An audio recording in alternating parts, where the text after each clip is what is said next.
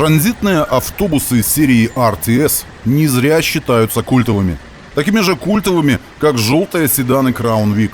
И те, и другие стали своеобразным символом американского общественного транспорта в крупных мегаполисах. Причем с точки зрения исторической перспективы, автобусы RTS гораздо дольше ассоциируются с переполненными улицами, скажем, того же Нью-Йорка, чем фордовское такси. Транзитные автобусы серии RTS не зря считаются культовыми. Эти машины были чем-то большим, чем просто транспортом. Они стали узнаваемой приметой сразу нескольких эпох. Отражением того, как прогресс, стиль и функциональность могут сойтись на городских улицах в одном транспортном средстве.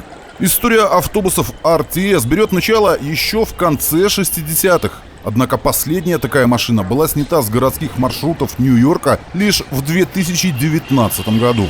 Эту удивительную историю я сейчас и поведаю. В середине прошлого века производство автобусов было важнейшей составляющей частью всего огромного бизнеса General Motors. Компания выпускала автобусы всех типов, от комфортабельных междугородних лайнеров дальнего следования до простых городских моделей, которые также называются транзитными. Причем автобусы производства GM фактически доминировали на североамериканском рынке, особенно на рынке городских и пригородных машин. В течение 60-х и большей части 70-х годов джемовские автобусы серии New Look занимали на нем около 70%. Модели New Look поступили в продажу в 1959 году и продержались на джемовских конвейерах до 86-го, разойдясь тиражом более 44 тысяч единиц. Как вы уже, наверное, догадались, именно на таком автобусе модели New Look TDH5303 Киану Ривз и Сандра Буллок колесили по Лос-Анджелесу со скоростью не менее 50 миль в час в знаменитом фильме 1994 года «Скорость». Твою мать!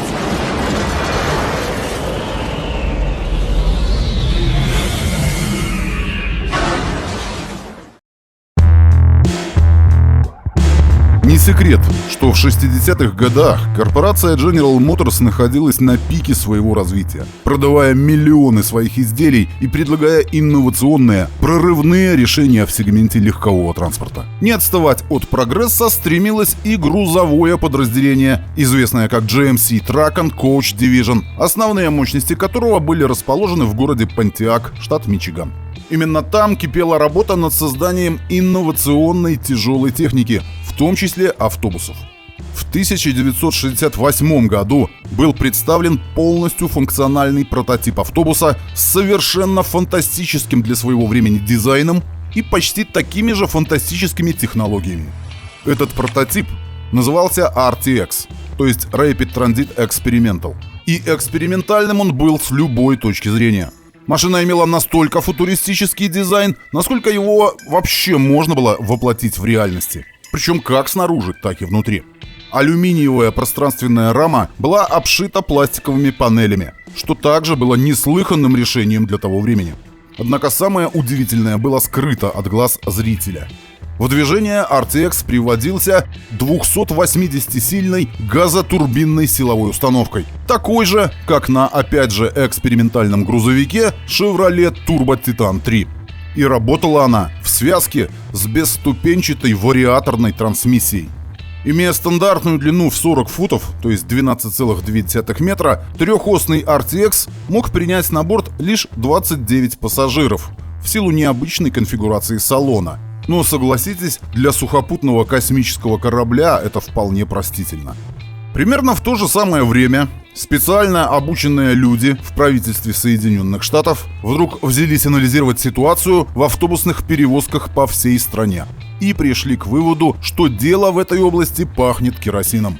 Согласно статистике, с 1945-го годовой автобусный пассажиропоток снизился почти в 2 раза, а автопарк перевозчиков стареет стремительными темпами. Средний пробег автобусов до момента их списания составил 1 миллион 60 тысяч километров, а некоторые компании пользуют автобусы едва ли не до их полного уничтожения, пока те не пройдут 1,5 миллиона километров и даже больше. В общем, специально обученные люди в высоких правительственных кабинетах пришли к выводу, что в отрасли автобусных перевозок пора что-то менять. Так, то ли в 1969, то ли в 70 году родился проект Трансбас. Грубо говоря, конкурс на создание автобуса будущего, объявленный Министерством транспорта США.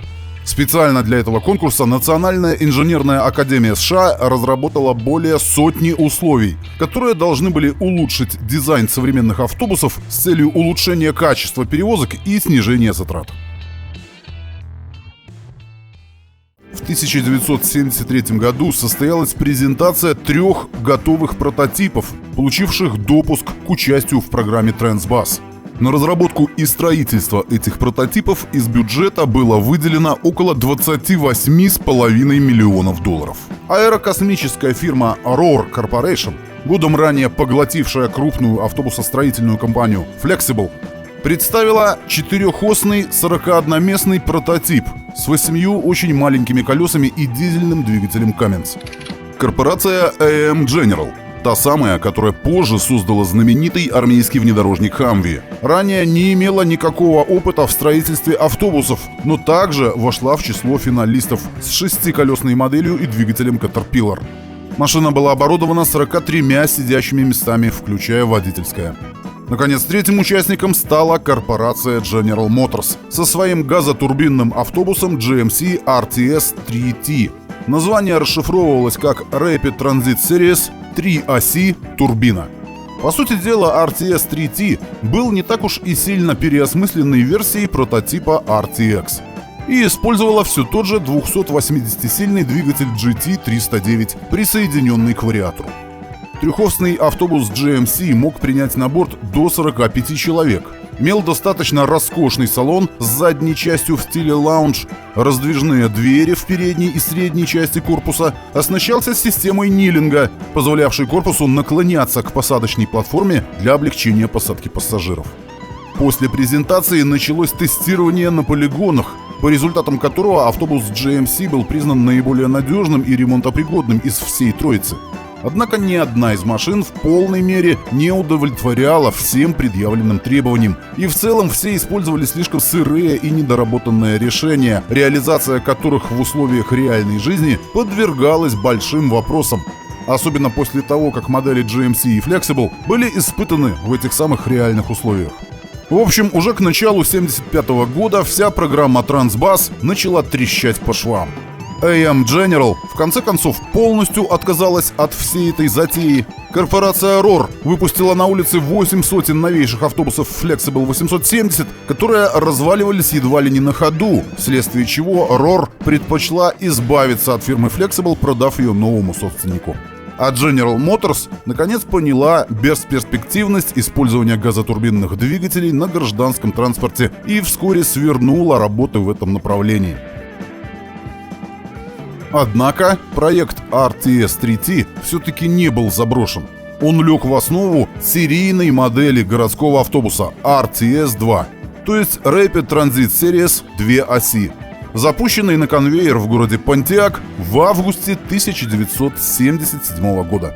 Уже в октябре того же года первые автобусы с обычными дизельными двигателями были доставлены заказчику – транспортной компании Long Beach Public Transportation. Даже без газотурбинных двигателей и вариаторных трансмиссий RTS-2 по меркам своего времени был революционным автобусом. Чего стоит один только внешний дизайн, сделавший гигантский шаг вперед в сравнении с моделями New Look, которые все еще продолжали выпускаться. Впервые в индустрии автобус имел модульную конструкцию. Для производства каркаса изготавливались 2 внешних и 6 внутренних секций, которые затем сваривались между собой. По наследству от прототипа серийной модели досталась система нилинга. Все машины оснащались автоматическим климат-контролем и независимой передней подвеской. В салоне были установлены антивандальное стеклопластиковое сиденье, и даже внешние панели корпуса имели антивандальное покрытие, с которого легко стирались любые граффити. Уже в следующем, 1978 году, стартовало производство автобусов RTS серии 03, поскольку первые модели RTS-2 относились к серии 01.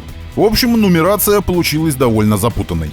Так или иначе, но автобусы RTS серии 03 отличались от RTS-2 серии 01 главным образом увеличенным передним бампером.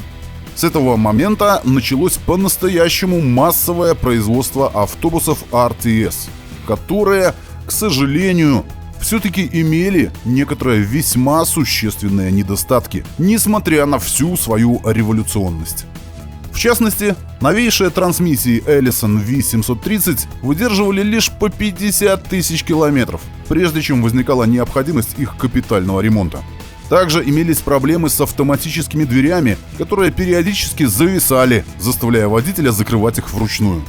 Кроме того, скошенная задняя часть корпуса, появившаяся в угоду более сбалансированному внешнему виду, серьезно уменьшила объем моторного отсека. В результате блок кондиционера располагался слишком близко к двигателю, поэтому он перегревался и не справлялся с охлаждением салона. Кондиционер таким образом работал постоянно под полной нагрузкой, что приводило не только к его поломкам, но и к перегреву самого двигателя. Проблему кондиционера и прочие недоработки инженеры GMC постарались упразднить на модели 4 серии, дебютировавшей в 1981 году. Трансмиссии Allison были модернизированы, а позже в списке опций появились автоматы производства CDEF. Также RTS 4 серии получил надстройку в задней части корпуса, в которой расположился блок кондиционера. Подобные надстройки, выполненные, скажем так, кустарным способом, начали появляться и на ранних версиях автобусов RTS-2. Вот как в этом случае, к примеру. 4 серия также отметилась попыткой вывода на рынок сочлененной версии RTS Mega, общей длиной почти в 20 метров. К сожалению, представленный в 1981 году прототип футуристичного автобуса-гармошки так никогда и не добрался до стадии серийного производства. В 1986 году вышла серия 06, получившая взамен независимой передней подвески более надежный неразрезной мост. Серия 07 образца 1992 года была представлена всего 3 экземплярами с какими-то экспериментальными силовыми установками и никогда не была запущена в производство. А серия 08 была подогнана под требования муниципальной транспортной компании города Чикаго, получив более широкие дверные проемы и устройства для подъема на борт людей в инвалидных креслах. Благодаря этим изменениям автобусы 8 серии получили прозвище Chicago Style RTS. На протяжении своей долгой жизни городские автобусы серии Rapid Transit были доступны с 3 длинами корпуса в 9,1, 10,7 и 12,2 метра. Они использовали широкий набор 6 и 8 цилиндровых двигателей от основных производителей Detroit, Cummins и Caterpillar. А начиная с 93-го на большинстве моделей RTS устанавливались более экономичные и, если можно так сказать, более чистые 4-цилиндровые дизели Detroit 50 объемом 8,5 литров и мощностью от 250 лошадиных сил. Вот только к этому времени корпорация General Motors уже не имела к автобусам RTS практически никакого отношения. Еще в середине 80-х руководство GM полностью разочаровалось в продажах RTS и в 1987-м, построив в общей сложности около 20 тысяч экземпляров RTS, General Motors продала все лицензии, документацию и оборудование для их производства фирме TMC. В 1987 году, таким образом, корпорация General Motors полностью ушла с автобусного рынка.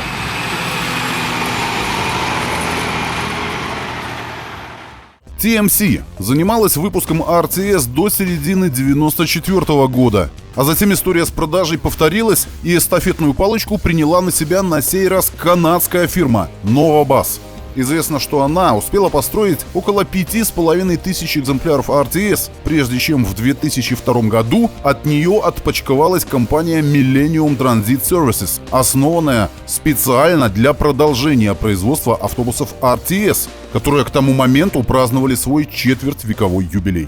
Millennium Transit продержалась до 2008 года и подала на банкротство. Однако производство автобусов серии Rapid Transit остановилось окончательно лишь 4 года спустя, в 2012-м, через 35 лет после старта. Автобусы RTS продолжали использоваться на городских маршрутах еще несколько лет после завершения их производства. Они превратились в символ больших американских городов, в том числе благодаря многочисленным фильмам и сериалам. Эти автобусы стали героями второго плана и в боевиках, и в романтических кинолентах, рассказывающих о шумной, суетливой и удивительной городской жизни. Автобусы АртС стали частью культуры, частичкой души большого города и тем самым навсегда вошли в историю.